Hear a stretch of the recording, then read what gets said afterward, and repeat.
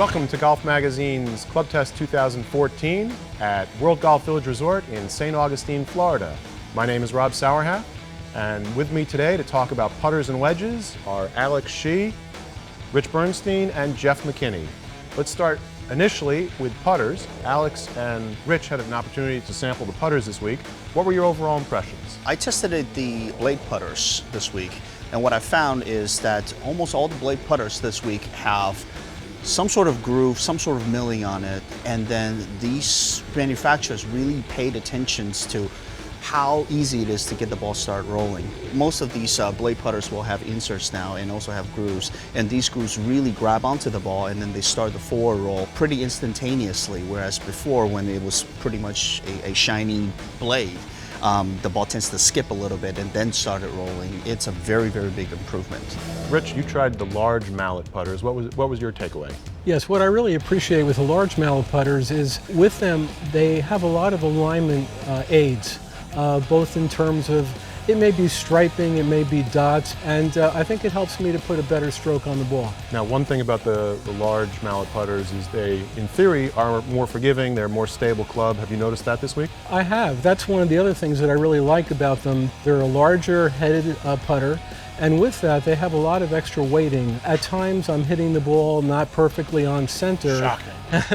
That stability, it does help me maintain a good stroke. I don't feel the torquing in those types of putters that I do in others. One thing that we noticed that's a growing trend are the counterbalanced putters, where there's more weight in the butt end of the grip.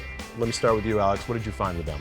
I found myself that I was rolling the ball a little bit smoother. I was having a more consistent swing through the ball, and then when the ball started rolling, I was able to keep myself a lot more in tempo to roll the ball into the hole. What happened on long lag putts? On long lag putts, I was able to time my swing and also time my impact. I found the results were actually quite amazing. Rich, what did you think about the counterbalanced putters? What I found in the group that I was testing, there actually were a couple of counterbalanced putters, and they were of different weights. On some of the ones that were a little bit lighter but still counterbalanced, they did help me with the accuracy, no question about it. I just felt that I could swing the putter and just let it take over for me. On the negative side of it, I just didn't adapt that well to some of these heavier counterbalanced putters when it came to the longer putts. Not to forget about you, Mr. McKinney. We're going to talk about some wedges now. Are you still with us? I'm still here. Good. I'm going to talk to Alex first. Okay. So, I'm kidding. Let's talk about grooves initially. So, how are they doing this year in terms of spin? I think the manufacturers are getting a handle on conforming grooves and how to make conforming grooves actually spin the ball the way the older non-conforming grooves do. And almost every wedge had some type of milled face with actually a design in there, not just lines. And I think the milling, especially the more modern milling designs, those really spun the ball a lot. I think they're almost back to where we were a few years ago. I actually think that they actually brought back the old spin. There's a lot of micro grooves. So it's groove above a groove. So this way it creates a lot more surface area for the ball to grab the face. So two final takeaways. With the putters and the wedges, we spent a lot of time talking about fitting and drivers and hybrids and irons and fairways. You can also get fit and should get fit for your putters and your wedges.